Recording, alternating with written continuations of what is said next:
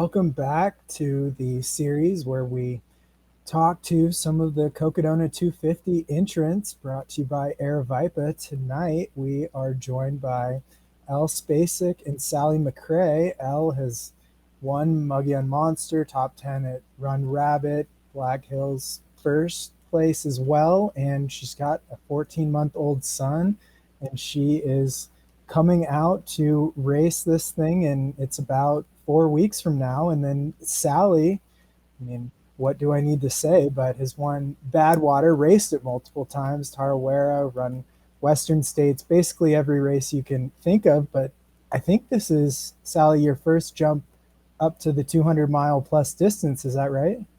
Yeah, that's right. It's it's a huge jump. I mean, it's going to be a great learning journey for me. I signed up for four, and my plan is to try something different at each one. So, um, Yeah, it's I still saw crazy that. I'm doing it.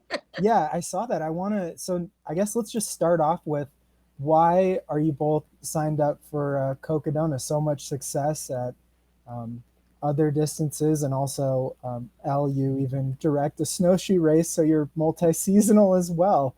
So why don't, Elle, you start us off with why Cocodona 2023? What's bringing you out this year? So I didn't complete the course in 2021. I made it about 222 miles. So coming back this year, I'm really trying to complete the course. And I also, year one, my brother paced me for a significant portion of the race, and he's since passed away. And so this is like kind of when he passed away, I was 6 months pregnant, and things have just gone so fast in my life. And so it's kind of a way to really just have an opportunity for me to grieve my brother, who was like the biggest fan of my running and really got me into trail running. And so just, and seeing if I can do it 14 months after having a baby. I mean, why not try it, right? Oh my gosh, the attitude and the why, the combination is so powerful. That is really incredible. Wow, I can't even imagine. And I mean, that's so cool. I'm excited to even get to share the course with you. Thank you. Me too. Yeah. Well, what about you, Sally? You are signed up for, yeah, like you said, all the 200 milers, basically in the West. What is bringing you up to this distance? Yeah, I'm still thinking about what Elle just said. That was really powerful, Elle. I'm sorry for your loss, and an amazing a mama post 14 months. Like that's incredible. You're strong. Oh my You are gosh. gonna finish. We'll see. No, you will. You will. You're gonna finish this thing. That's and what an amazing story for everyone to follow. Cocodona has such. I mean, I just feel like Aravaipa is like the premium in race directing and race coverage. And I know that last year, man, it was so fun to follow. Like the coverage was wild, like how amazing it was. Like, and they followed, people all over the course. It wasn't just, the guy that was winning. It was like, so I think you're gonna have a lot of people in the chat room cheering hard for you. I think Yeah, you already got two already fans I right am. here. Yeah, I'm two already a fans big already. fan. I'm like, yes, we want Elle Thanks, to get everyone. Thank fun. you. What a beautiful story. I think the further we go in ultras too, I mean, I know so often ultras are compared to life, the highs and the lows, and getting to the finish line isn't just about the medal, but it's choosing to overcome the obstacles every step of the way. What a beautiful parallel to life. So yeah, I think this race in particular, Jamil's a friend of mine. I love everything that Jamil does. And I don't know if any of you guys had a chance to watch when he was putting the race together, and just his heart and his passion behind it, and wanting to really showcase the beauty of Arizona. I know that the running community in Arizona is so strong, and they're very proud of their desert trails and just the beauty that you find all over Arizona. And I think the way that Jamil put his whole heart into this course and the way that he chose it, and just strung together so many beautiful places, and this amazing journey really that we all get to go on. You know, I was really excited to choose this one as my first race. Also knowing that it was put on by Aravaipa, I was like, okay, I know that it's going to be like directed so well. It's like, they're going to have amazing aid station. It's going to be marked well. It's going to be organized really well. And, you know, that's really important to me, you know, in my journey in ultras, like every time I went up to a new distance, I was like, oh, I kind of want to go to the races that like know what they're doing, or they've been around for a while. Yeah, definitely. So yeah.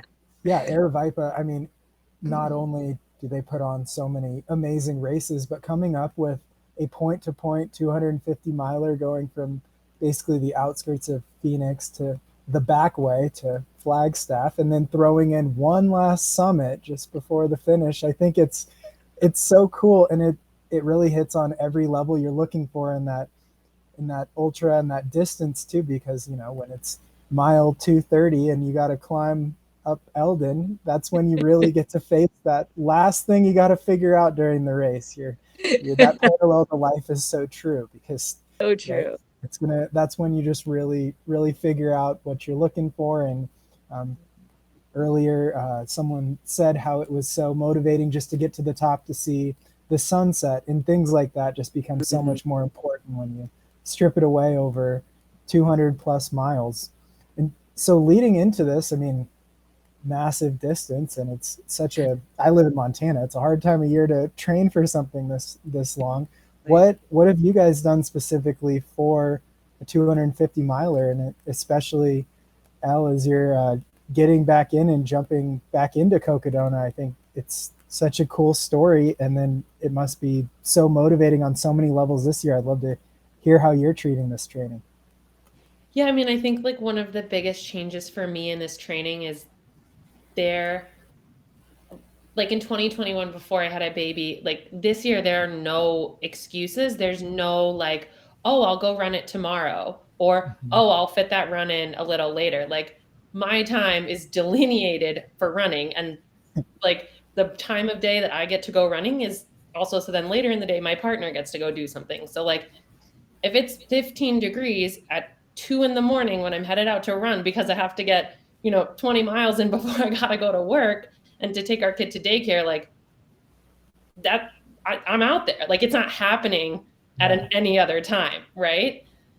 And so I think that's been and I think that's really been, I mean, from what I remember of Cocodona is like, Cocodona, while it has this rigidity of distance, requires an incredible amount of flexibility in how you get the miles in. So every single day of bad conditions, every single early morning, that I, breastfed my baby at 1:30 and then he went back to sleep and I went and hit the trails. Like every single aspect of getting these miles in Cocodona requires this amazing like mental flexibility of, can I be daunted by this amount of mileage and then go do another daunting amount of mileage? And can I be really, like, do I want to, sit here, maybe wait for a bit for the heat, or do I want to head out right now? Like, what is this like mental plasticity that I need to figure out for how I strategize for this next part of the course? And so the training of becoming a new parent and like really just having to figure out, sometimes it takes me 3 runs in a day to get all my miles in because of how daycare stacks up and work and everything. Right. So that's really how I've approached it, is that like these miles have to happen regardless of how long it takes me or how many times I have to lace up my shoes and go out during the day. Because I need to be prepared, when I get to this course. Oh my gosh. Wow. That's like training on so many levels, especially from the scheduling, the flexibility, and then you're probably also getting a little sleep deprivation training there and too. It's like, yes, in the morning. Plenty of sleep deprivation training. Absolutely. Wow. That's amazing. And you're running at 2 a.m., like 20 milers. That's amazing. Girl, you're so gritty. Oh my gosh. That's so amazing. That's a fan favorite for sure. I mean, I'm already a huge fan. Allie, just cheer me on as you kick my butt, okay? As you run by, just be like, just give me a little wave. No, I think with your grit, it sounds like you will be kicking butt out there. That is so crazy. And then Sally, you came off the recent 100-mile effort just the beginning of March. Is that kind of a build to the 250 distance, or how have you treated this jump up and I don't know, almost double the miles, or at least 100 miles more than Badwater? Right? Yeah, 115 miles more. Um, when I first heard about 200s, I said, "Oh, I'm never going to do that distance. I don't even really think that's like how much of that is even running anymore." I really love, I love the running that we can find in ultras, and I know no matter what, I mean, we all hit points where we're like power hiking and doing everything we can to push hard to the finish line, but I thought, 200s, there's something really mysterious about them. But I think the same thing that pulled me into the sport is the reason why I signed up for 200, and that's just like pure curiosity. I'm absolutely fascinated with what the human body is capable of doing, and I've always watched and paid attention to and followed a lot of like through hikers, and I follow a lot of them on Instagram. I think it's like even people that just through hike for days and weeks and months. And I'm like, where I train, I'm right by the PCT. So I meet hikers all the time when I first started ultra running, and they're just like, they're so fun to talk to. And, there's a few through hikers that have saved me a couple times, whether it was with bandages or water. Like when I was first starting out, I had no idea what I was doing, like out in the mountains half the time. And so I learned actually a lot from people that just spend their days in the mountains and just have like a ton of respect for what they do. And so I feel like that in a way, 200-mile races, it's kind of like a hybrid of through hiking and ultra distance. It's almost like its own category. I'd call it like an epic. I don't know if it's even called an ultra. It's like this epic adventure that it's so much more about having, mental fortitude, being able to adapt and overcome and push through, discomfort in ways that maybe you wouldn't expect. And, I'm going in purely to learn. I definitely kind of cling more, especially when I enter new distances. My go-to is just to be patient and to really cling to wisdom and just to stay, flexible, and I want to learn as much as I can about the distance. So my eyes aren't set on a podium finish. I would really love to finish this thing. So I've never done like those 300-mile, 4, 5, 600-mile like FKTs. I've never done through hiking before. So and that's why I had said earlier to Bryce, I was actually surprised to even be asked to be on the show, because I'm like, y'all aren't learning anything from me. But we did put out this YouTube series called Training for a 200-mile race. And really, it's just kind of chronicling my journey to it, but just like me experimenting. And so all that I've been doing has been experimenting. I've been running ultras for almost 15 years, but I think that if I ever feel like that I know everything, then I've stopped growing. And I always want to grow. I want to get better. I want to see what it is that I can learn. So I've watched every Cocodona 250 thing on YouTube, every single one on the treadmill.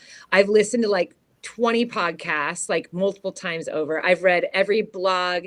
I've tried to look at every like Strava, people back of pack, middle pack, front of pack, like how people are pacing. Like I'm asking people questions online. Like I think I've spent like more time in my training just researching, and I just want to learn. So I wouldn't necessarily count myself as like one to watch. I think after listening to so many podcasts, I'm like, dude, it sounds like if you aren't wise, like the first 60 miles is just going to shatter you. And so I'm like, all right, I've already started planning my race strategies. Like I think I'm just gonna, I want to stay patient and learn as much as I can. So that's really what my training has been. The Jackpot Ultra was an experiment for me that on one hand kind of scared me, just like knowing that even now I'm like, that could have wrecked my race. I don't know. I won't know until I'm in the middle of Cocodona. But what I did was I did a whole bunch of long runs like in a row. Like, so I did 10 days of super hard training and I racked up all these miles. And then I went and ran the 100-mile race. So I came in to Jackpot Ultra absolutely shattered. Like I was crushed. Like I was not sprightly. And I remember like, it's hard too, because it's, this is my career as a runner. Like, and I've been doing this, it's my 9th year as a professional. So when I showed up, there was definitely some girls that were like, oh, you're racing? Oh, okay. Well, I'm going to pace with you. And like, what's your goal? Are you going like 15, 6? I'm like, dude, I'm definitely not racing. But like, they like didn't believe me. They're like, oh, you're sandbagging. And I was like, no, literally I'm like in like somewhat discomfort just standing here at the start line. Like Yeah. I did not feel good from the first step until the last step. But, I'd seen Jamil before the race and I told him, I can't wrap my mind around, I remember every time I finish, I've done Badwater 3 times.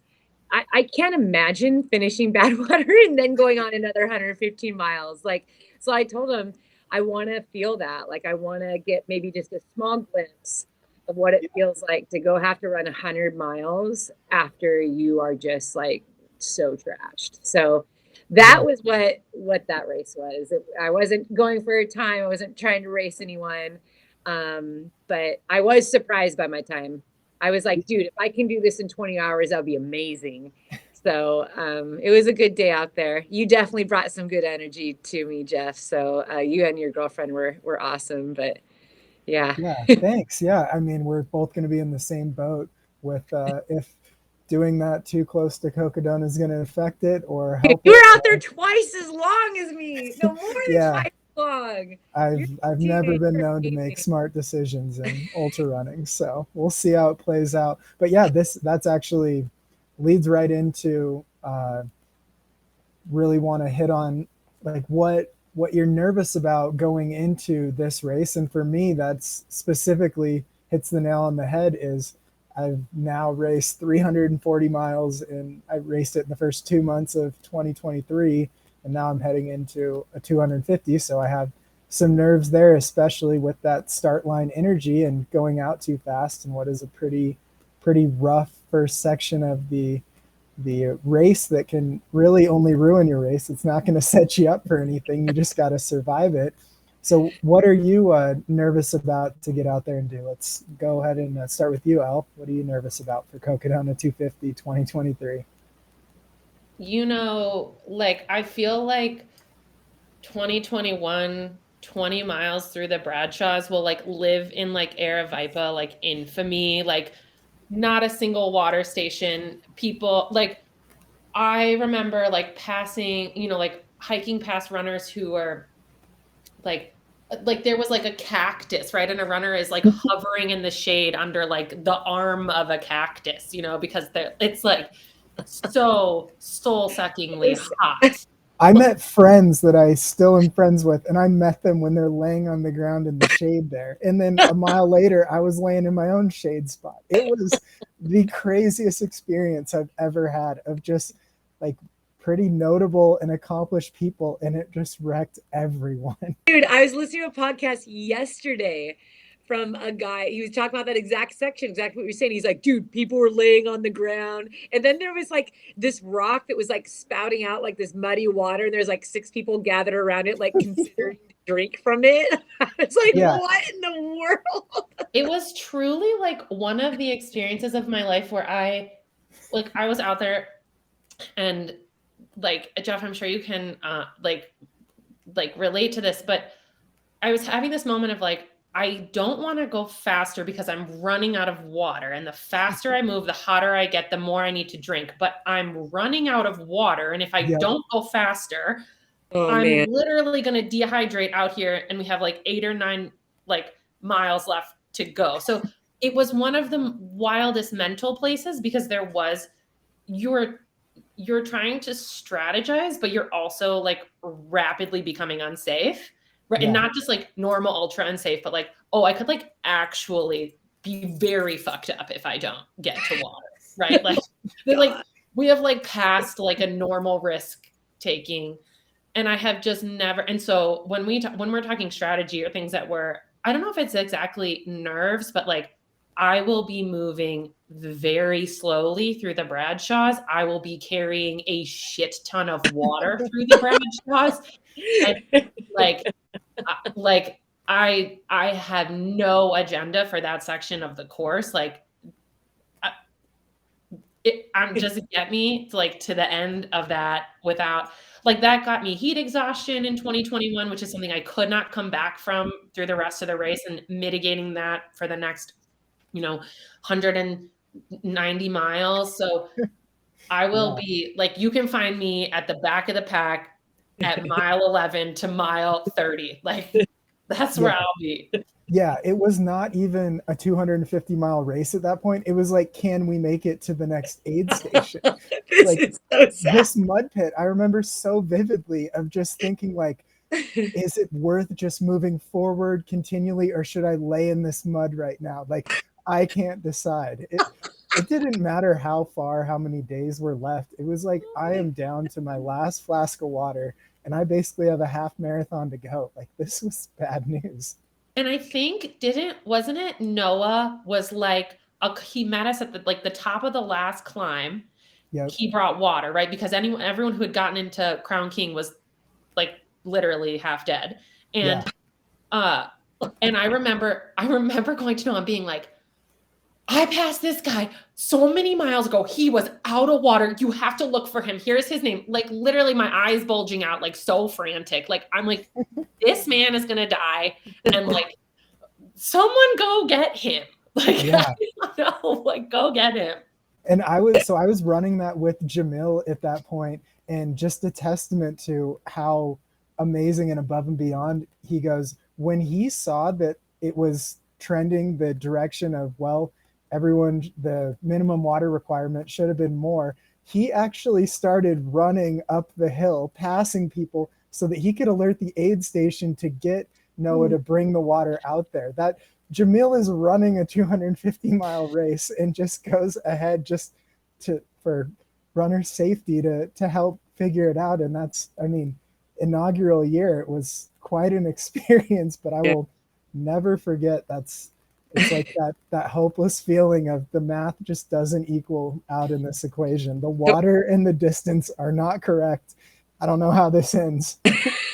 Well, now they say carry 4 liters, and there will be a water station where we can fill up one like 500 milliliter bottle, I think, at halfway in. But I don't know, Elle, maybe you and we can walk together with a cooler for that whole section. Yes. Yeah. I think we need to pour out a little bit of the water for all the carnage that happened in 2021. Just carry an extra liter, sprinkle it along the course. An offering. Yeah, exactly. So aside from that, is that the only thing that we're nervous for? Oh yeah, once you get to mile 37, it's a cakewalk. From then it's just like bad water, so no big deal. Oh shoot, man. What after hearing that, Sally, what trepidations do you have going into it? She's like, sudden death. I don't know. Right? Oh man. Well, I think that just it's definitely uncharted territory because having done hundreds for so long, you start to understand how you like uniquely pace 100. Mm-hmm. Like you can like study the course and be like, okay, like here's the climbs, here's the descents, like I'm going to break it up into 4 parts or 3 parts. And like, Western States, for example, I did that one 3 times, and it's like every year, like I had a different strategy, but your strategy is always like to get to the finish line as fast as you can. So you are thinking about speed. You're thinking about, even your nutrition matches kind of like how fast you're going, so hundreds are more focused almost on like sports nutrition, but I'm like, dude, I'm not doing sports nutrition for 250 miles. There is no way. So even that has been like, has been new, like in my training and just some of the experiments that I've been doing is like, wow, I need to be eating like more like legit food and looking for things that like 9 gummy bears. Like I found these gummy bears. I'm like, dude, 9 gummy bears. They have like 90 calories in them. I'm like, I can't believe that I'm like actually like searching for all these things that have like high calories, but a lot of them is like junk food. Like most of the stuff that I'm finding, it's like beef sticks and Oreos.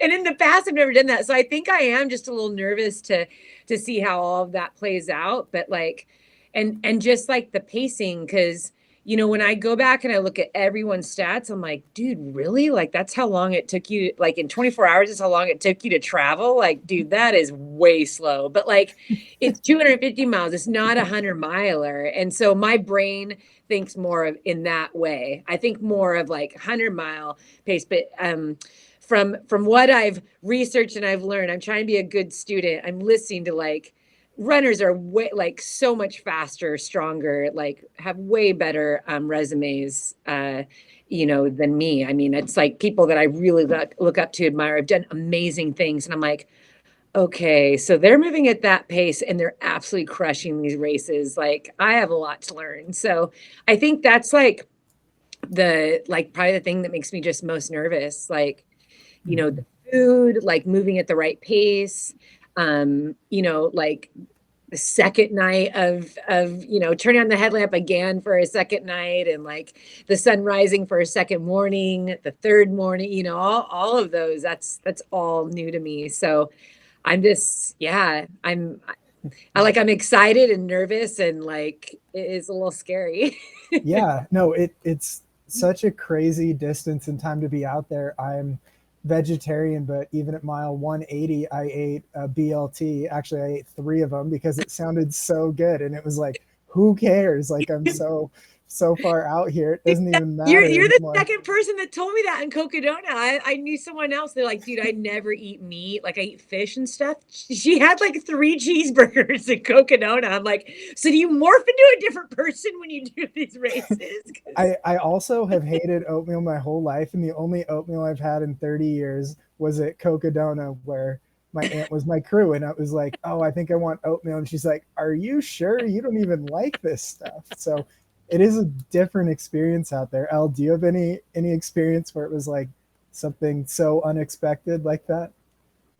I mean, and I wrote this on my Cocodona entry, but I'll never eat a stroop waffle after 2021. I completely agree. I ate so many.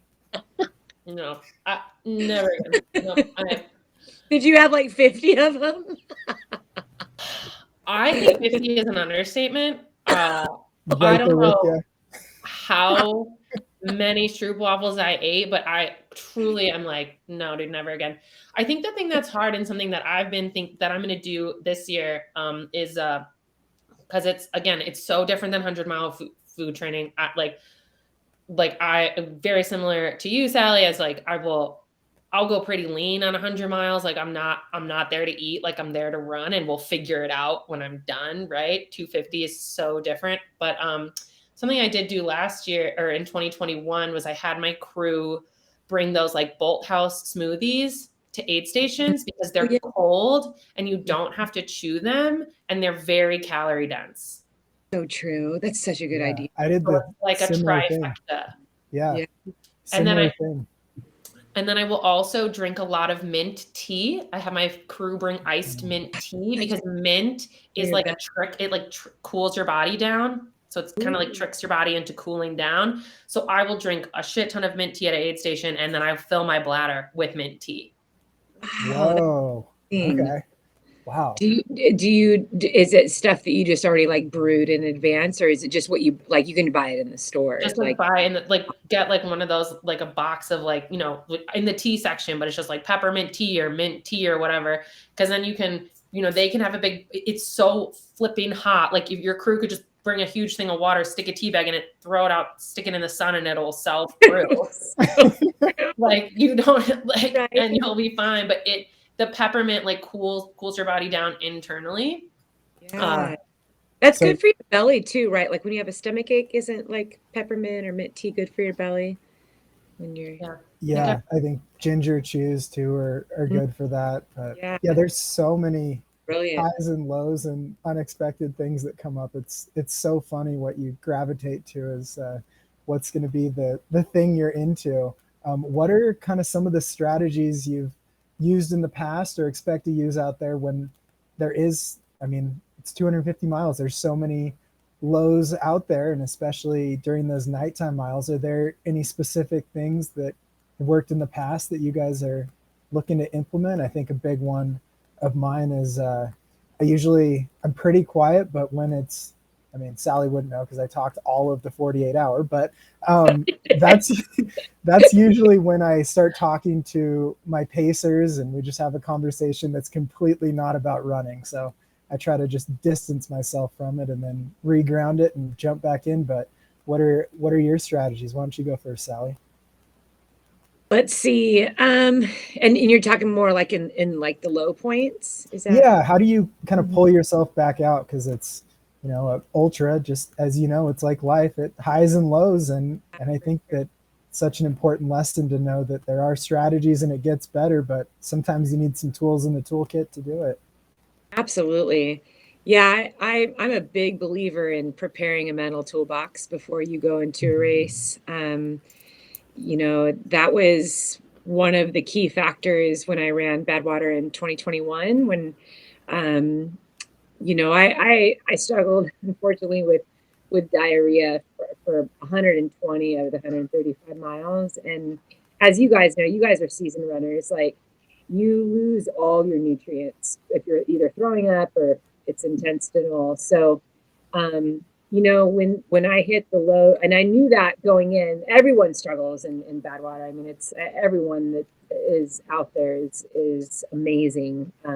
Just to finish that is you have to have a lot of tools in your toolbox to finish that race because the heat is relentless and the climbs are merciless and the descents are just hellish. It's just an unreal race, and I think not knowing I was going to encounter like that surprise of like, oh my gosh, what's going on with my intestines? I didn't know if I had maybe been sick or something going in, but I remember that I pulled out my mental toolbox and I just said, all right, we're going to go through all of these things. But I think the biggest thing that has worked, even aside from Badwater, is just focusing on, you know, gratitude. I think that in our lowest points, we can find something to be grateful for. And for whatever reason, that's always helped me turn outward. I think the more that I focus on, you know, the ache or the discomfort, if I just focus on that, it takes my eyes off of things that can actually strengthen me. So, you know, it's hard when you're in ultra to not think this is the hardest thing that I've ever done in my life. I've never been in so much discomfort and pain. Like, why am I out here doing this?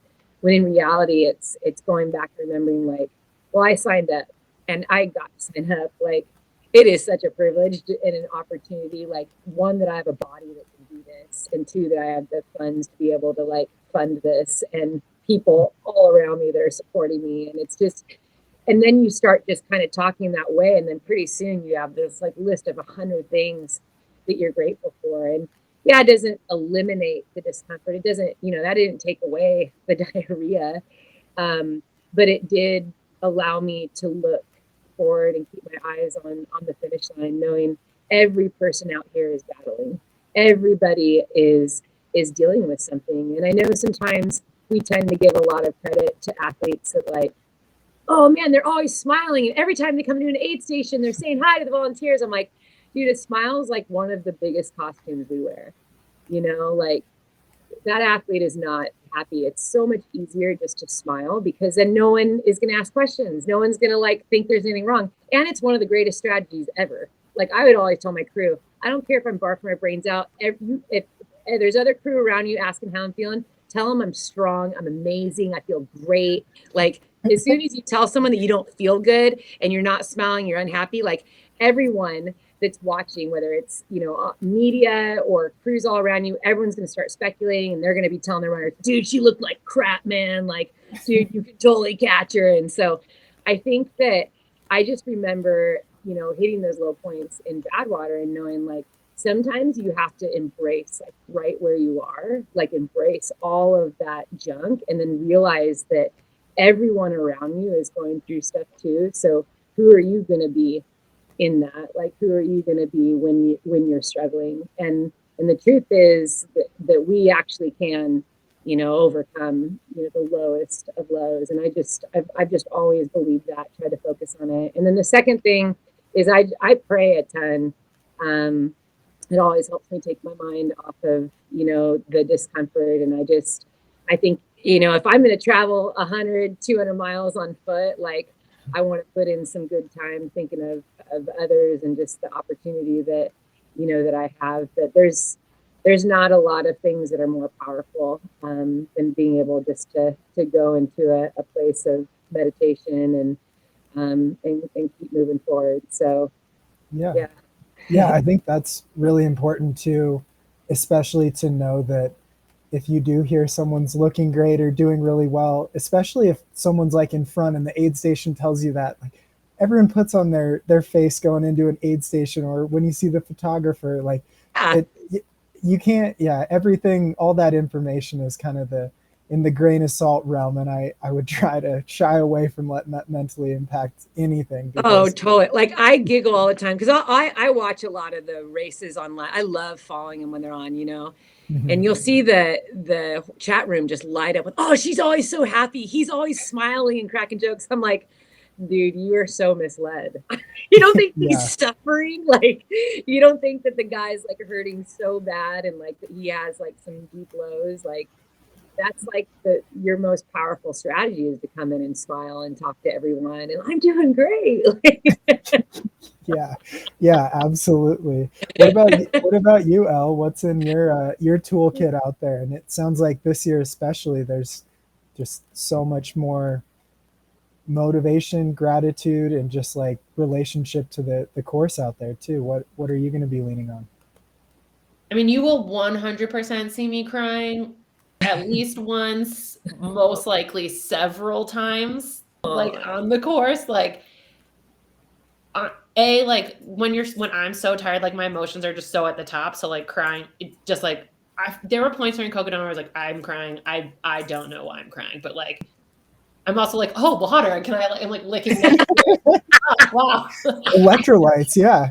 What a gift. So good. But I think for me, like especially in a low, like, so in terms of like I have done in terms of preparation for Cocodona, and I'll get to the lows, but like I have like every time I'm out training, I am visualizing that course and like all the parts that were very, very, that I was really struggling with. So not just like the Bradshaws, but that's that second section in Sedona when, and Jeff, I think I ran with you and Jamel for a tiny portion of that, but like it would like when the sun is just beating down on you and then it's hitting those red rocks and it's re-radiating right back up in your face. And it's like, and then all of these, and then running across Fan Ranch, like when I'm out training, like my feet are in Colorado, but my head, I'm like right there on the parts of this course. And so that I think is really going to be something I lean on when I'm struggling in some, and I know the course has changed a little bit, but in some of those similar sections of being like, I've done this before. I made it to the aid station before. I know that I can make it there again. And then, truly childbirth is more painful than running 250 miles. So like I have that, like if I really need to pull that card out of my back pocket, like mentally I can do it. You know what I mean? Like, okay, like if I think I'm moving slow, if I think this hurts and I look pitiful now, like, I was butt naked in a room with a bunch of doctors, like liquids everywhere, so tired, screaming in pain. So I'm like, when I'm really low, I'm going to like pull that little mental image out to give myself a little like kickstart of like, you can do it. Yeah. And then I also like to think, I like to picture my lows as like clouds, right? So it's just like a cloud that's passing and more clouds will come and then it will clear for a while and another cloud will come. And when I picture it like that, it's really helpful to know that like it doesn't last forever, right? It hangs over you for a bit. I think all of us would love if like an actual cloud would make an appearance like this year totally, like I would love that. But mentally, yeah, I just try to think of my lows as these clouds that float in and out. Yeah, no, that's an excellent way. And you never know when that cloud is going to pass or how fast the wind's moving or if you're stuck in a storm for a while. And, it seems like it'll never pass. And then when things are good, it seems like they'll never be bad. So that's sort of the fun of these things is you never know when things will change. So I want to kind of move towards the finish and talk about what are you hoping to get out of it. So for me, it's really a special way to be immersed in something for, I don't know, 250 miles, however long that takes, 3, 4, who knows how many days. But it's this really good way for me to be both in tune with my body, my mind, and be out there without email, without text, and maybe some friends pacing, and my aunt will be crewing, and great volunteers and a great race organization. But it's really this opportunity and this perfect opportunity to put all of the other stressors in life aside and just get to focus on the good, the bad, the ugly, whatever it may be out there, and get to work through that. And I find those challenges so fun and just so rewarding. So that's really what I'm looking to get out of it overall. So Sally, what are you hoping to get out of this experience? Yeah, I think every race, man, looking back on my career, I feel like I can tell like a really cool story about it. And it usually, well, all my favorite memories are always like they involve people, they Mm-hmm. involve crew, they involve people that I meet along the way. Elle, I'm so excited to meet you. Honestly, I I know, hope we're gonna have fun. I know. I'm like so grateful for everything you shared, but I just like I think you're going to be massive inspiration out there. So you need to rub off on me. Oh, But same, same. I I feel like that's kind of it. It's when you look back just on life, like when you're older, it's like you remember like a lot of your exciting adventures and the experiences that you had with people, and a lot of the times they're intense situations that pop out, the most. And I feel like, man, I'm just like so excited for this new adventure, a new step towards a journey that I've never taken before, embarking on a distance that I don't know anything about and that I have a lot to learn in.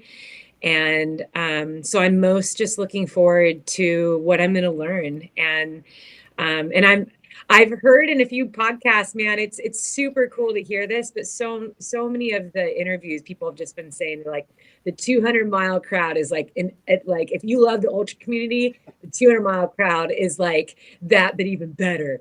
So Oh I'm yeah. like, dude, I'm so excited just to like be out there in the desert with all of these people. And I know sometimes there's big chunks of time where people get, spread out and stuff, but man, from the stories that I've heard, I'm like, I want to go and write a cool story. I want to Yeah. be able to look back on this and know that I completed it. I really want to complete it. I think we get, is it 5.5 days to do it? Something like that. So Something. Yeah. yeah, whether it takes every hour of the cutoff time, I'm really looking forward to the journey and what I learn about myself and then, the people I meet along the way.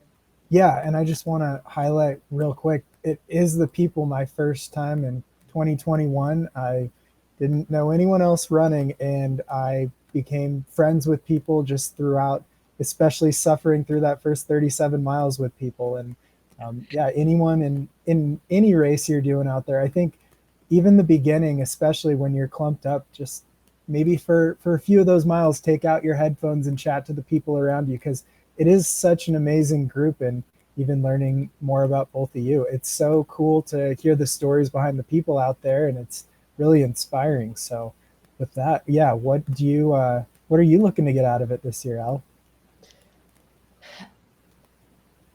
I think like there's so much in our culture about like, especially after having a baby, of this concept of like snapping back and getting back to who you were, what you were like before you became a parent, especially for moms. And I think for me, so much of what I'm looking to get out of Cocodona is this understanding that I will never be, I'm a different person now. I'm a different runner now. And so trying to like rewrite this narrative of like not trying to snap back to anything, but really embracing like, how have I changed as a runner? What are the new parts of myself, the new strengths that I have that I get to bring to this race?